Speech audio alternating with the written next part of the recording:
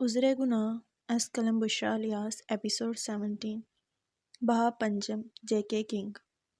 Dining room کی میز پر شطرنج کی بساط ایک بار پھر اپنے آب و تاب میں تھی اور ایک دوسرے کے مقابل بیٹھے اشخاص آج پہلے سے زیادہ تر و تازہ نظر آ رہے تھے۔ تم جانتے ہو اس گیم کی ایک خاصیت کیا ہے؟ سوٹ بوٹ والے شخص نے یونیفارم والے شخص سے پوچھا۔ کیا؟ اس نے تجسس سے سوٹ بوٹ والے شخص کو دیکھا۔ یہ پیادہ، یہ جب بھی اپنے دشمن والی جانب پہنچ جاتا ہے نا، اس کا پروموشن ہو جاتا ہے، اس کی طاقت دگنی ہو جاتی ہے، ایک طاقتور مہرہ بن جاتا ہے۔ وردی والے نے بیزاری سے سامنے بیٹھے شخص کو دیکھا۔ وہ یہ بات پہلے سے جانتا تھا، یہ جو مرضی چاہے بن سکتا ہے۔ جانتا ہوں، چہرے کی خفگی کو چھپائے اس نے کہا۔ تو یہ بھی جانتے ہوگے کہ ہیکر کی جانب میں یہ کون ہے؟ وہ مسکرایا، مگر وردی والا شخص مسکرا نہ سکا۔ یہ تو اس کے وہم و گمان میں بھی نہ تھا۔ واقعی میں سامنے بیٹھا سوٹ بوٹ والا شخص اس گیم کا بے تاج بادشاہ تھا۔ وردی والے نے صرف سوچنے پر اکتفا کیا۔ خاک سے دور کہیں اور مقام مانگتی ہے، روح تخلیق سے پہلے کا جہاں مانگتی ہے۔ اس کے دونوں ہاتھ لوہے کی زنجیروں سے بندھے ہوئے تھے، منہ پر ٹیپ لگا تھا۔ وہ ایک کروٹ پر گھٹنوں کو پیٹ میں ڈالے فرش پر لیٹی تھی۔ زنجیر اتنی لمبی تو تھی کہ وہ واسو کے سنگل بیڈ تک حرکات کر سکے۔ بیڈ ویسے ہی تھا، اس نے واسو کو کبھی استعمال کرتے نہیں دیکھا۔ وہ بہت محتاط تھا، اس کے قریب نہیں آتا تھا۔ اس کا یہ اندازہ بھی غلط ثابت ہوا تھا کہ واسو ایک ریپسٹ ہے، مگر یہ نہیں کہہ سکتے کہ وہ ایک اچھا انسان ہے۔ اس کا جسم بھوک سے نڈھال ہو رہا تھا، پیٹ سے آنتوں کی خوفناک آواز واسو کے کمرے کی بھیانک خاموشی کو توڑ رہی تھی۔ اس کے چہرے پر ایک دو تشدد کے نشان تھے، لیکن ویسے بدترین تشدد کے نشانات نہیں تھے جیسے ہر قتیل کے چہرے پر ہوتے تھے، چونکہ اسے یہاں زیادہ دن نہیں گزرے تھے۔ اس نے جتنے بھی قتیل کو دیکھا تھا، ان کے اخیر اوقات میں دیکھا تھا، وہ ان کی موت کا دن تھا اور فی الحال اس کا آخری وقت نہیں آیا تھا، لیکن وہ چاہتی تھی ان سانسوں کا تسلسل ٹوٹے اور وہ سکون کی گہری نیند سو جائے۔ یہ دن اس کی زندگی کے بدترین دن تھے۔ اس نے S7 پر اعتبار کرنے کی سزا پائی تھی۔ دونوں ہاتھوں کو پیٹ میں ڈالے وہ بھوک کو دبانے کی ناکام کوشش کر رہی تھی۔ تم میرا انتظار کرتے اب تک بھوکی بیٹھی ہو، ہانی؟ میرے لیے تم زیادہ اہم ہو۔ جسن کی آواز اس کے ذہن میں گونجی تھی۔ اس نے کمرے میں چاروں سمت میں دیکھا، شاید وہ کہیں ہوں۔ میرے پاس کچھ بھی نہیں، تمہیں کیا دے سکتا ہوں؟ مگر تم بتاؤ، میری جان بھی حاضر ہے۔ جہاں زیب کی پیاری سی آواز نے اسے مسکرانے پر مجبور کر دیا تھا، تکالیف کے باوجود بھی لب مسکراہٹ میں پھیلے۔ تم اس واسو کے جمیلوں میں پڑ گئی ہو، لیکن مجھے تمہاری فکر ہے۔ تمہاری فیوریٹ ڈش بنا کر لائی ہوں۔ رانیہ کی خوشگوار آواز اس کے جسم میں روح پھونکنے کا کام کر رہی تھی۔ وہ زندہ رہنا چاہتی تھی، وہ نہیں چاہتی تھی سانسوں کا تسلسل ٹوٹے۔ میں تم سے فیس نہیں لوں گا، اس کے بدلے میں تمہیں میرا ایک کام کرنا ہوگا۔ مجھے واسو چاہیے، کوئی بھی صورت۔ ہیکر کی آواز اس کی سماعت سے گزری تو اس نے شدید تکلیف سے آنکھیں میچ لیں۔ اشک آنکھوں سے جدا ہوتے ہوئے زلفوں میں غائب ہو گیا۔ دروازہ کھلنے کی آواز پر اس نے آنکھیں کھولیں، مگر اس میں اتنی سکت نہیں تھی کہ وہ اپنے بھوک سے نڈال ہوتے جسم کو اٹھاتی۔ وہ پیٹ میں دونوں ہاتھ ڈالے ویسے ہی پڑی رہی۔ واسو کھانے کی پلیٹ ہاتھ میں پکڑے اسے شدید نفرت سے دیکھ رہا تھا۔ اس کی ہلکی سرمئی رنگ آنکھیں واسو کو مزید تیش دلاتی تھیں۔ پلیٹ کو زمین پر رکھ کر اس کی سمت میں دھکیلا۔ اس نے پلیٹ کو للچائی نظروں سے دیکھا۔ واسو ہنوز کھڑا تھا۔ دروازے میں کھڑے سائے نے اندر کا نظارہ دیکھا تو وہ چل کر ہانیہ تک آیا۔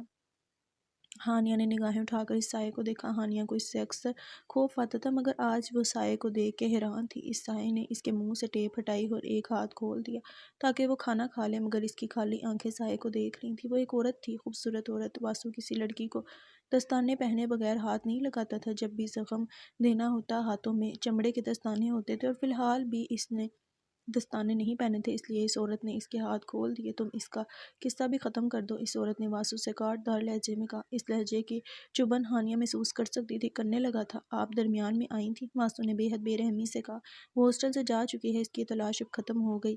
اطلاع دینے والا انداز، ہاں، میری دسترس سے دور چلی گئی، لیکن اس کی تلاش اب بھی جاری ہے۔ وہ تلخی سے ہنسا تھا۔ مجھے نہیں لگتا وہ اب کسی کو ڈھونڈ رہی ہے۔ وہ عورت کس کی بات کر رہی تھی؟ ہانیہ جانتی تھی، وہ ان دونوں کی تمام ہی باتوں سے واقف تھی، اور وہ دونوں بے جھجک اس کے سامنے ایسے بات کرتے تھے جیسے وہ وہاں موجود ہی نہ ہو۔ اس کا نتیجہ ہانیہ نے یہی نکالا تھا کہ وہ اس کا خاتمہ کرنا چاہتے تھے۔ بظاہر ان دونوں کی حقیقت جان لینے کے بعد اس کا زندہ رہنا ناممکن تھا۔ آپ کو غلط فہمی ہے، اس نے لمبی سانس لی۔ مجھ سے زیادہ جانتے ہو تم اسے؟ عورت نے اسے گہری نظروں سے دیکھا۔ وہ دونوں ہانیہ کو بھلا چکے تھے، جو خاموشی سے ان کی باتیں سن رہی تھی۔ ہاں، اس نے پر یقین لہجے میں کہا۔ آپ کو پتہ ہے؟ وقفے بعد وہ پھر بولا، میں نے آپ سے کہا تھا مجھے صرف ایک ہی شخص ختم کر سکتا ہے اور وہ ہے میں خود۔ وہ مسکرایا۔ عورت خائف تھی۔ ایسی بات اس کا دل دکھاتی تھی۔ واسو نہیں جانتا تھا وہ اس عورت کے لیے کیا اہمیت رکھتا تھا۔ کیا کہنے کی کوشش کر رہے ہو؟ اپنے اندیشوں کا گلا گھونٹ کر عورت نے سوال کیا۔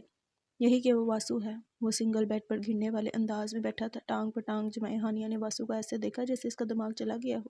ہانیہ اس کی شکل دیکھ سکتی تھی۔ اس کے چہرے پر غمگین سی مسکراہٹ پھیلی ہوئی تھی۔ ایسی مسکراہٹ ہانیہ نے کبھی اس کے چہرے پر نہیں دیکھی تھی۔ وہ اکثر ہنستا تھا، مسکراتا تھا، اسے ان معصوموں کو سزا دینے میں لطف آتا تھا، مگر یہ مسکراہٹ کچھ مختلف تھی، جیسے موت کی چاہ رکھنے والے نے موت کے فرشتے کو دیکھ لیا ہو۔ واسو ہے۔ 20 سال پہلے کا واسو، جس کی آنکھوں میں انتقام کی آگ جل رہی تھی، جو 20 سال پہلے واسو کی آنکھوں میں تھی۔ وہ تلخ مسکراہٹ کے ساتھ چھت کو دیکھ رہا تھا۔ وہ آگ مجھے مار ڈالے گی، وہ آگ مجھے ختم کر دے گی، واسو کو ختم کر دے گی۔ ایسا کیوں کہتے ہو؟ عورت اس کے قدموں میں آ بیٹھی۔ کیونکہ اس نے مجھے دیکھا ہے۔ واسو کے اس انکشاف پر ہانیہ اور عورت دونوں ہی گنگ تھیں۔ کیا مطلب؟ عورت نے دانستہ طور پر سوال کیا۔ وہ پھر ہنسا۔ وہ مجھے پہچان گئی ہے، مگر کیسے؟ عورت حیران و پریشان ہوں۔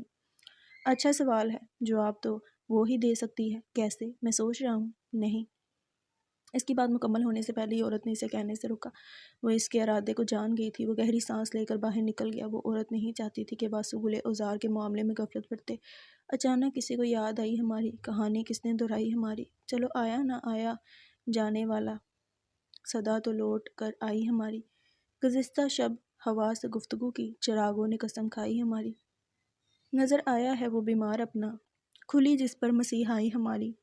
تیری خوشبو سے ہے آباد اب تک یہ باغ دل، یہ انگنائی ہماری۔ زمین آباد ہوتی جا رہی ہے، کہاں جائے گی تنہائی ہماری۔ ہفتے کا دن، سر جھکائے کسی فائل پر غور کرتے وہ اپنے کام میں مصروف نظر آتا تھا۔ چہرے پر ہیجان پھیلا تھا، سرمئی رنگ آنکھیں سکڑی ہوئی تھیں۔ وہ گہرے بلو رنگ کے ارمانی سوٹ میں ملبوس کسی ریاست کا شہزادہ لگتا تھا، مگر یہاں سب اسے کنگ کے نام سے جانتے تھے، جے کے کنگ۔ دی جے کے کنگ۔ دروازے کی دستک نے اسے سر اٹھانے پر مجبور کیا۔ میں آ جاؤں؟ دروازے میں کھڑے شخص نے مؤدبانہ انداز میں اجازت طلب کی۔ جہاں زیب کی نظر ملی تو چہرے پر خوشگوار مسکراہٹ پھیلی۔ تم کب سے اجازت لینے لگے ہو؟ جہاں زیب نے اپنی دائیں ابرو اٹھائی۔ انٹرکام کی بیل بج رہی ہے، آپ محترم اٹھا نہیں رہے؟ تو مجھے لگا کسی کے ساتھ بزی ہیں۔ یہ اس کی تنہائی پر طنز تھا۔ کیوں آئے ہو وہ بتاؤ۔ فائل بند کر کے وہ کمپیوٹر سکرین پر جھکا۔ دروازے میں کھڑے شخص نے دروازہ اچھے سے مقفل کیا تاکہ آواز باہر نہ جائے، اور اس کے میز کے قریب آ کر رکا۔ کیا بات ہے؟ جزیم نے نگاہ اٹھا کر اسے دیکھا۔ وہ ہاتھوں کو پیچھے باندھے اپنے مخصوص انداز میں کھڑا تھا، اس کے حالات کی جمع اور تفریح کرتا۔ وہ، اس نے تھوک نکلا، وہ آفس آئی ہے، تم سے ملنا چاہتی ہے۔ جہاں زیب نے حیرت سے اسے دیکھا۔ وہ اس کا باڈی گارڈ کم پارٹنر زیادہ تھا، بچپن کا دوست بھی تھا، اس لیے یہاں باس اور امپلائی والا معاملہ نہیں تھا۔ وہ جے کے کنگ کی ہر بات سے واقف تھا، اور جے کے کنگ کے لیے اس کی زندگی ایک کھلی کتاب تھی۔ کس کے بارے میں بول رہے ہو؟ انجان بنتے اس نے سوال کیا۔ گلے اوزار ابراہیم۔ کچھ توقف کے بعد وہ بولا تو جہاں زیب دنگ رہ گیا۔ وہ اٹھ کھڑا ہوا۔ اس کی گرے آنکھوں میں اوزار کے لیے احساسات دیکھنا بڑا مشکل تھا۔ وہ کیوں آئی ہے؟ گہری سوچ میں ڈوبا وہ بولا تو اس کی آواز میں حیرت تھی۔ شاید تمہیں ڈھونڈ نکالا ہو۔ مذاق اڑانے والے انداز میں اس نے کہا، اپنی شکل گم کرو یہاں سے۔ خفگی سے کہہ کر وہ گلاس بول کے قریب جا کھڑا ہوا۔ کیا تم اس سے ملنا نہیں چاہو گے؟ وہ جے کے کنگ کی پشت کو حیرانگی سے دیکھ رہا تھا۔ نہیں۔ وہ باہر دیکھنے لگا تھا۔ اس کی کشادہ پیشانی پر بل پڑنے لگے تھے۔ وہ نہیں جانتا تھا اس کا باس کیا سوچ رہا ہے۔ اس نے انٹرکام پر ریسپشنسٹ کو سمجھایا، کیا واقعی تم ملنا نہیں چاہتے؟ اس نے جہاں زیب کو پھر مخاطب کیا۔ اب کہ جہاں زیب نے اسے گھوڑی سے نوازا، اوکے۔ جواب موصول نہ ہونے پر اس نے انٹرکام پر کہا، اگر وہ پھر آئے تو تذلیل کر کے نکال دینا۔ کیا بکواس کر رہے ہو؟ وہ دہارا تھا۔ اس کی گرے آنکھیں سکڑ گئیں۔ اس سے نیچے سے اوپر تک دیکھا۔ وہ سانولے رنگ کا مضبوط مرد تھا، باڈی گارڈ جیسے تنگ لباس اس کی شناخت تھے۔ بوس، وہ بہت ضدی ہے، کل پھر آ جائے گی، تم سے زیادہ میں اسے جانتا ہوں۔ وہ چل کر جزیم تک آیا۔ پیچھے والی لفٹ کا کیمرہ بند ہو گیا ہے، جا کر سسٹم چیک کرو۔ جہاں زیب نے سختی سے کہا۔ وہ جانتا تھا اس کے باس کو اس کی بات پسند نہیں آئی تھی۔ سچ کہوں تو میں اس کی قابلیت کا قائل ہوں، وہ کچھ الگ ہے۔ جہاں زیب اسے سن نہیں رہا تھا، وہ گلاس بول سے نیچے سڑک پر دیکھ رہا تھا۔ وہ رفتہ رفتہ اس تک آیا۔ جہاں زیب کی نظروں کا تعاقب کیا۔ وہ حجاب والی لڑکی تھی۔ وہ جانتا تھا وہ کون تھی، اس کا حلیہ کئی دفعہ دیکھا ہوا تھا۔ عمار کفیل کو اس کے ساتھ دیکھ کر اس نے گہری سانس لی۔ تمہارا مقابلہ اس عجوبے کے ساتھ ہے، ویسے بیچارے کو اتنا مت گھورو، یہ ہے بہت معصوم، پیارا، ہینڈسم، خیال رکھنے والا۔ لڑکیاں ایسے ہی لڑکوں کو پسند کرتی ہیں۔ اپنے آفس کی بھی تمام لڑکیاں اس کی بڑی گرویدہ ہیں۔ اب اتنا چکنا لونڈا اور سونے جیسے بال، کون بیچاری اسے پسند نہ کرے، اور ان ایشیائی لڑکیوں کو ایسے لڑکے بے حد پسند بھی ہوتے ہیں۔ لڑکیوں جیسے دکھنے والے، اس لیے تو آج کل کورین بوائز اتنے مشہور ہیں۔ یہ اس کا تبصرہ تھا یا خود پر افسوس؟ جہاں زیب سمجھ نہ سکا۔ مجھے ازار ابراہیم کی پسند پر کبھی حیرت نہیں ہوئی۔ اے آر، میں نے تمہیں کچھ کام بتایا ہے؟ وہ اب بھی گلاس وال سے باہر دیکھ رہا تھا۔ اے آر نے اپنے بوس کو دیکھا جو جبڑے بیچے شدید غصے میں نظر آتا تھا۔ اس کی لمبی گردن پر نیلی رنگیں صاف دکھائی دیتی تھی۔ اے آر کو اب اس سے خوف آیا۔ کیمرے والا کام کر دیا ہے اور کوئی کمپیوٹر ورک ہو تو بتا دو، اس نے ادب سے کہا، لیکن جواب نہ دارد۔ اس نے جہاں زیب کی عدم موجودگی کو دیکھ کر سر جھٹکا۔ آفس میں بہت سی خوبصورت لڑکیاں تھیں لیکن اتنی غور سے اس نے کوئی لڑکی کو نہیں دیکھا تھا جیسے وہ ازار کو دیکھ رہا تھا۔ بوس، اس نے پھر پکارا، تم جاؤ یہاں سے، دماغ مت کھاؤ۔ یار میں تو تمہاری الجھن دور کرنے آتا ہوں، خود کو شیشے میں دیکھو، کسی حادثے سے کم نہیں لگ رہے ہو؟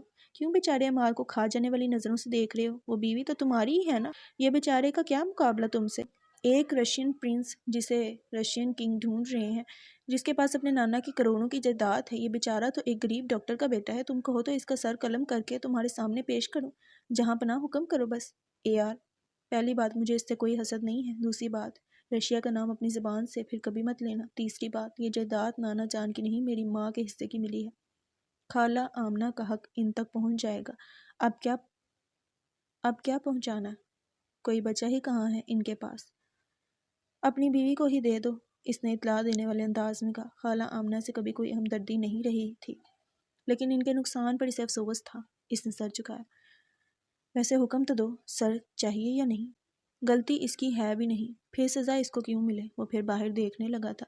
اوہو، اپنی بیوی کو سزا دینے کا ارادہ ہے۔ اے آر کا منہ او کی شیپ میں سکڑا۔ وہ پھر چہکا تھا، جاتے ہوئے میری تمام میٹنگز ملتوی کرتے جاؤ۔ اس نے پھر اے آر کو دروازہ دکھایا کیونکہ پھر اس کے ازار والے قصیدے شروع ہونے والے تھے۔ ہاں جا رہا ہوں، لیکن وہ لڑکی بری نہیں ہے، پچھتاؤ گے تم، مجھے وہ پسند ہے۔ جاتے جاتے وہ بلند آواز سے بولا، شٹ اپ۔ اس سے پہلے کہ جہاں زیب کچھ اٹھا کر اسے مارتا، وہ بربراتا کمرے سے باہر نکل چکا تھا۔ اب وہ گلاس وال سے دور کہیں افق کو دیکھ رہا تھا، شور کو اگنور کرتے جہاں اس کی پرانی یاد کے دریچے سے روشنی پھوٹتی نظر آ رہی تھی، اور روشنی بکھرتی جاتی بکھرتی منظر میں تبدیل ہوگی۔ اقبال، کوئی محرم اپنا نہیں جہاں میں، معلوم کیا کسی کو درد نہاں ہمارا۔ جہاں زیب کی یاد کے دریچے سے اول طبقے کے امیر ترین باشندے ممبئی کے اس علاقے میں رہائش پذیر تھے۔ ان بنگلوں میں سے ایک سفید بنگلہ امان اللہ صاحب کا بھی تھا، جو یہاں کے تمام مکان میں ایک الگ کشش رکھتا تھا، جس میں تہجد کی نمازیں ادا کی جاتی تھیں، قرآن مجید کی تلاوت کی جاتی تھی۔ وہ پر رونق بنگلہ مزیدار لگتا تھا۔ اس بنگلوں کے دوسرے ماسٹر بیڈ روم میں دروازے سے جھانکو تو ایک بڑا سا کراؤن بیڈ نظر آتا تھا، جس پر سر جھکائے وہ بیٹھا ٹانگوں کو وقفے وقفے سے ہلا رہا تھا تاکہ اس کی گھبراہٹ کچھ کم ہو۔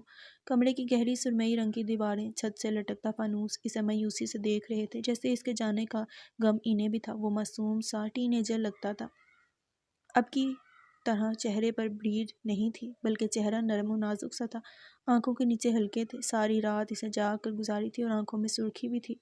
وہ شدید غصے میں تھا، اور یہ غصہ کس پر تھا وہ خود بھی نہیں سمجھ پا رہا تھا، امان اللہ صاحب یا عالم زیب یا الیگزینڈر یا وہ خود پر۔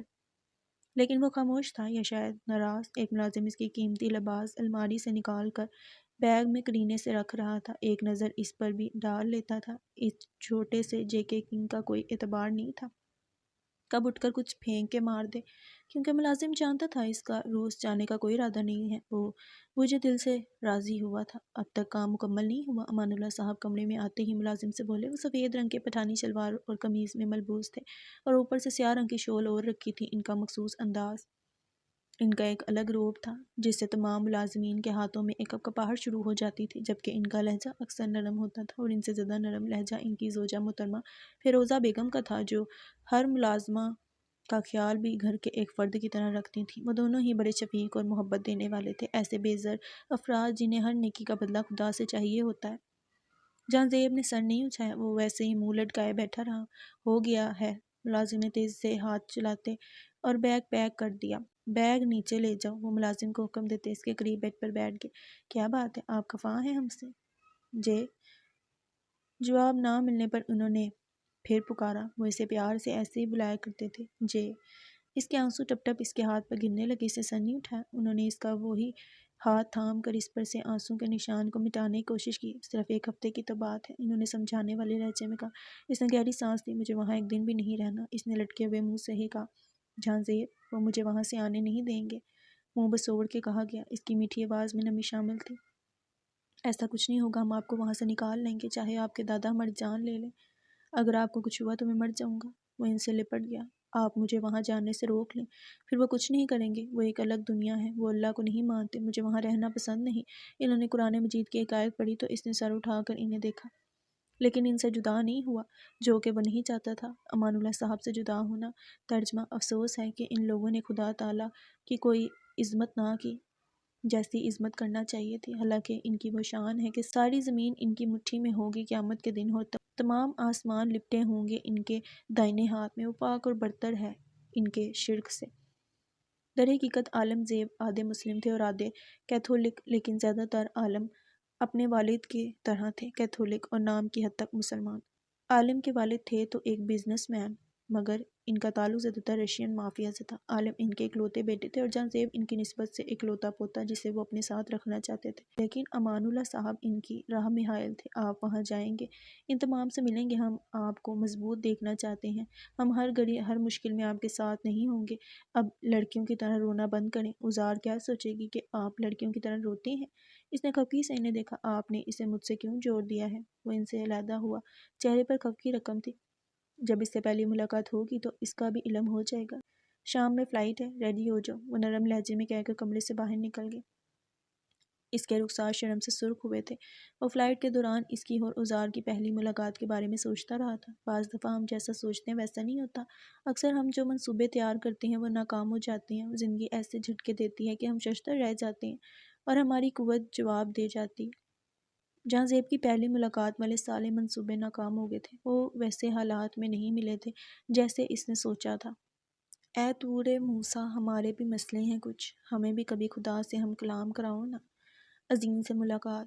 جواب اول پڑھ کر وہ گہری سوچ میں گم تھی۔ چہرے سے زندگی کے تمام رنگ اڑ چکے تھے، چہرہ زرد ہو گیا تھا۔ ایسا ہی ہوتا ہے جب کسی پر حقیقت آشکار ہوتی ہے، وہ اپنے میٹھے خواب سے جاگ جاتا ہے، اسے کوئی آئینہ دکھا دے، اور وہ بھی بدصورت، جو نہ صرف شکل میں ہو کردار میں بھی شامل ہو۔ عظیم کے ساتھ بھی کچھ ایسا ہی معاملہ تھا، اسے بھی ان خطوط نے آئینہ دکھا دیا تھا اور ایسا محسوس ہوتا تھا جیسے جسم سے سارا خون نچوڑ لیا گیا ہو۔